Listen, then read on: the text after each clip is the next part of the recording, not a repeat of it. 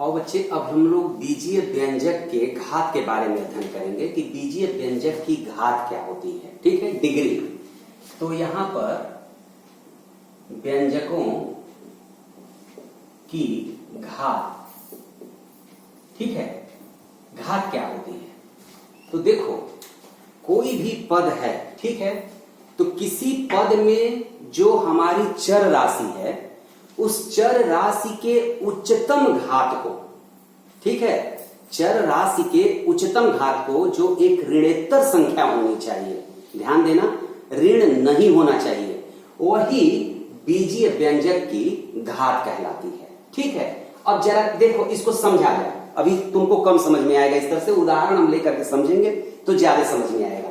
चलो एक उदाहरण हम लेते हैं। हम लिख रहे हैं 5x² y, 5x² धन y धन 3। चलो हमने एक उदाहरण लिखा। तो अब सब कुछ तुम पहले से जानते हो। 5x² एक पद है, y एक पद है, 3 एक पद है। इसमें अब देखो, पहले पद में x की घात कितनी है, 2 है। दूसरे पद में y की घात कितनी है, कुछ नहीं है, मतलब 1 है।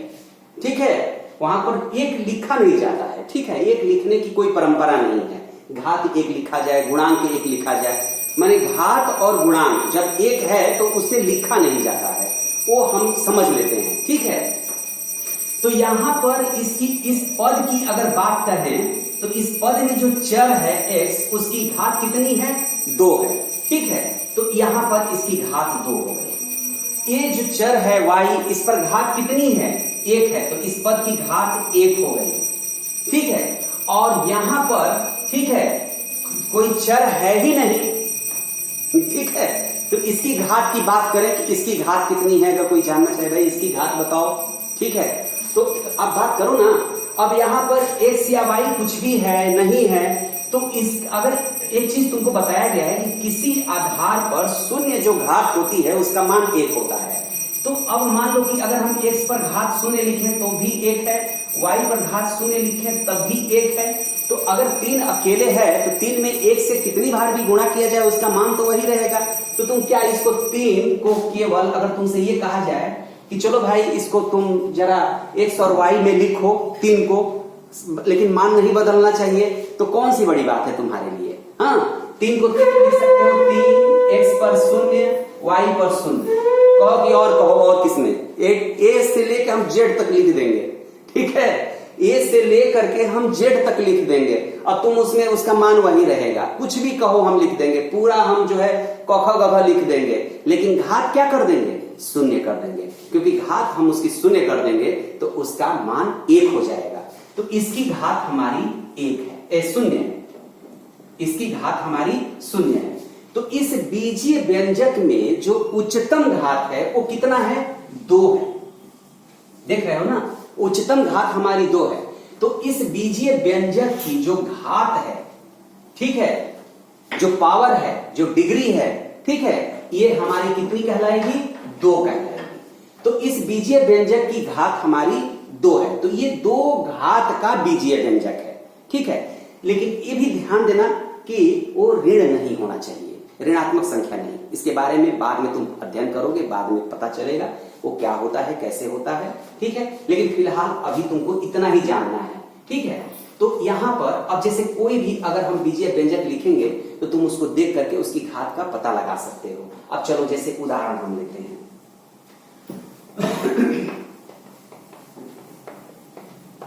हम उदाहरण लेते हैं, हाँ, 3x² प्लस 5y 4, y पर 4 घात ऋण 1।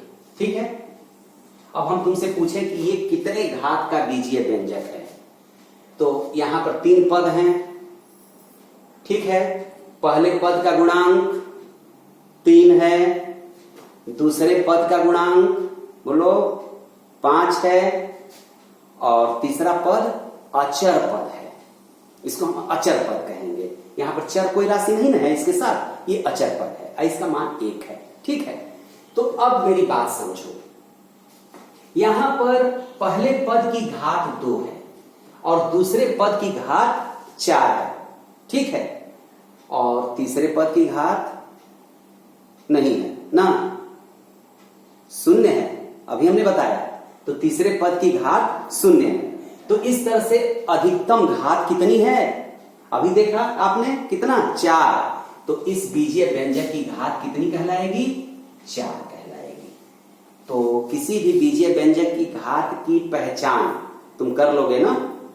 अब एक चीज और तुम सीख लो, ठीक है, कि कौन कौन सा बीजीय व्यंजक एक पदीय कहलाएगा, कौन द्विपदीय कहलाएगा, कौन त्रिपदीय कहलाएगा। माने एक पद का, 2 पद का, 3 पद का, 4 पद का, 5 पद का, ऐसे तुम पहचान कैसे करोगे, ठीक है। तो देखो एक सिंपल तरीका मैं तुमको बता रहा हूं। जो भी हमारा बीजीय व्यंजक है, तो जोड़ और घटाना से जो संबंधित है वो सब पद है, बस इतना दिमाग में रखो।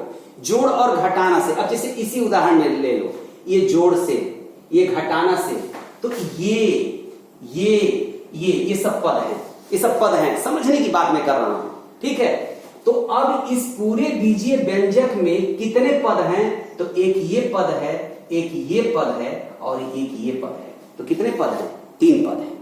तो ये त्रिपदीय कहलाएगा, ठीक है। उसी तरह से हम कह रहे हैं x धन 5, x धन 5, इसमें कितने पद हैं, तो जोड़ से ये हमारा x और 5 दोनों जोड़ की संक्रिया से आपस में जुड़े हुए हैं। तो इसमें हमारे कितने पद हैं, 2 पद हैं, ठीक है। इसमें हमारा 2 पद है, ठीक है। अब यहां पर जैसे यहां पर हम एक लिख रहे हैं 3x square minus 7x plus 5, ठीक है। इसमें कितने पद हैं, तो इसमें एक पद ये है, एक पद ये है और एक पद ये है। इसमें 3 पद हैं, ठीक है। तो ये तो तुम अब पद को बता दोगे कि एक पद का है कि 2 पद का है कि 3 पद का है कि 4 पद का है। लेकिन अब यहां पर एक चीज देखो, गलती कहां करोगे, उस पर हम चर्चा करते हैं। तो चलो एक हम उदाहरण लेते हैं फिर। अब ये उदाहरण हम ले रहे हैं, चलो 5x स्क्वायर ऋण 3 धन 4x स्क्वायर प्लस 5y, ठीक है। चलो इतना ही अभी लेते हैं, इस पे बात करते हैं। अब इसमें तो तुम अगर देखो तो प्रथम दृष्टया तुमको क्या दिखाई देगा, प्रथम दृष्टया दिखाई देगा कि 1 2 3 4 पद हैं, कह दोगे, ठीक है, 4 पद हैं कह दोगे। लेकिन तुम्हारा उत्तर क्या है, गलत है, ठीक है। क्योंकि अब थोड़ा सा इसको ध्यान से ये भी देखना पड़ेगा तुमको।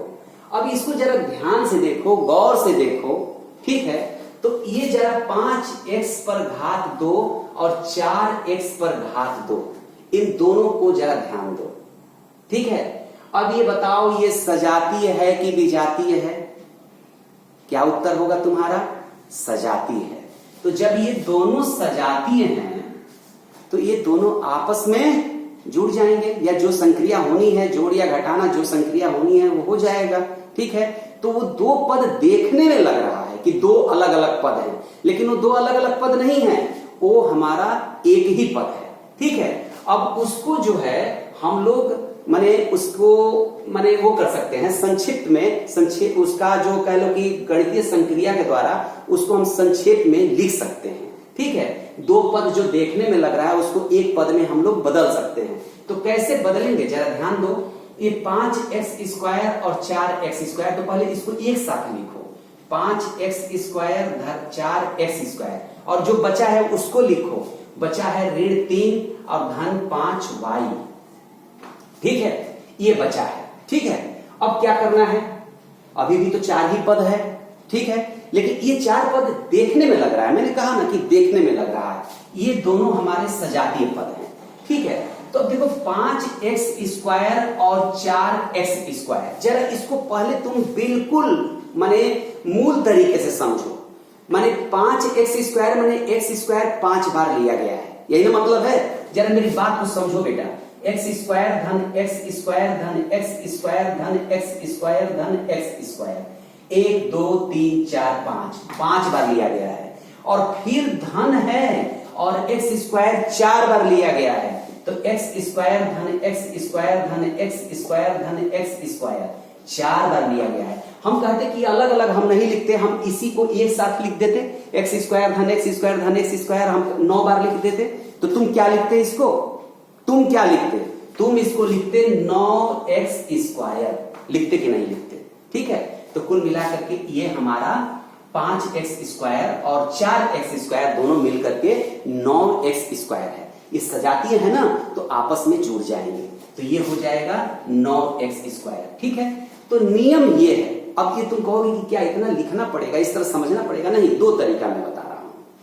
ठीक है, दो तरीका मैं समझा रहा हूं, सजातीय पदों को कैसे हम संक्षिप्त रूप में परिवर्तित करेंगे। तो देखो, अगर पद सजाती है, लेकिन हाँ ध्यान देना सजातीय पद में ही ये बात है। ठीक है, अगर पद सजातीय हैं तो अगर जोड़ की संक्रिया से, अगर जोड़ की संक्रिया है दोनों के बीच, तो उनके गुणांकों को जोड़ दो, और अगर घटाने की संक्रिया है तो उनके गुणांकों का घटा दो, वही उत्तर होगा। जैसे यहां पर 5x स्क्वायर, इससे पहले कोई चिन्ह नहीं है, मतलब प्लस है भाई, धन है, और 4x स्क्वायर, तो 5 और 4 9x स्क्वायर, ये हो जाएगा। अब ये होता मान लो 7x स्क्वायर y और ऋण 2x स्क्वायर y। देखो इसको जरा ध्यान से देखो, ये भी तो सजातीय है, ये भी सजातीय है। तो अब ये है देखो, 7x स्क्वायर y में से 2x स्क्वायर y घटाया गया है, तो गुणांकों को घटा दो, गुणांकों को घटा दो, तो 7 में से 2 चला जाएगा, ये हो जाएगा 5x स्क्वायर y, गुणांक घट गया।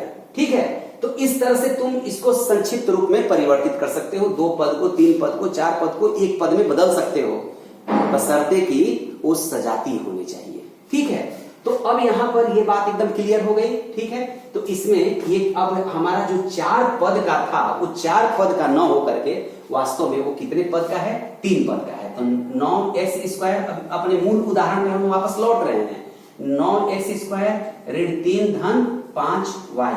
अब ये हो गया हमारा इसका संक्षिप्त रूप। तो ये देखने में 4 पदीय लग रहा था, लेकिन ये है 3 पद का बीजीय व्यंजन। अब एक बात और बेटा मैं बताना चाहूंगा कि बीजीय व्यंजकों को जब हम लिखते हैं ना, तो होता है ना, देखो अब जैसे मान लो कि तुम घर में बैठे हो, घर में रहते हो जिस घर में, ठीक है, अब कहीं भी कुछ भी सामान रखा है, हाँ, किचन का सामान तुम्हारा, चावल यहाँ रखा है, दाल ले जाकर के तुम दालान में रख दिए हो, हाँ, सब्जी जो है पापा के टेबल पे ले जाके रख दिए हो, तो थोड़ा सा क्या होती है दिक्कत, अच्छा नहीं लगता है। अब यहाँ से हम चावल लेंगे, वहां जाके दाल लेंगे, जो एक तरह की चीजें हैं उसको एक साथ रखा जाता है या उसका एक क्रम बनाया जाता है। ठीक है, मैंने कुल मिला करके सौंदर्य का ध्यान रखना पड़ता है, साफ सफाई का ध्यान रखना पड़ता है। ठीक है, तो उसी तरह से किसी भी बीजीय व्यंजक को जब हम लिखते हैं ना, तो इसमें भी एक बात का ध्यान, देखो ये गलत तो नहीं है, ऐसा नहीं कि गलत हो जाएगा, गलत तो नहीं है, लेकिन उसको थोड़ा सा अच्छे से लिखने की बात है। तो सबसे पहला काम क्या करते हैं ना, लिखने का जो ढंग है वो ये है कि घात के घटते हुए क्रम में लिखते हैं। ध्यान देना, घात के सबसे बड़ा घात सबसे पहले पद, सबसे बड़ी घात वाले पद को सबसे पहले लिखेंगे, उससे छोटे घात वाले पद को उसके बाद लिखेंगे, उससे छोटे वाले घात के पद को उसके बाद लिखेंगे। तो इस तरह से हम सजा करके लिखते हैं। ठीक है, तो इसको अगर सजा करके लिखने की बात आएगी तो ये 9x स्क्वायर धन 5y और ऋण 3, ये सजा करके हमने इसको लिख दिया। तो ऐसे लिखेंगे तो ये थोड़ा सा देखने में भी अच्छा लगेगा। ठीक है, तो इस तरह से हम लोग जो है क्या कहते हैं, क्या कहते हैं, व्यंजकों की घात और एक पदी, द्विपदी और त्रिपदी क्या होता है, इसका हम लोगों ने अध्ययन किया। ठीक है, आगे के अध्ययन हम लोग फिर करेंगे। धन्यवाद।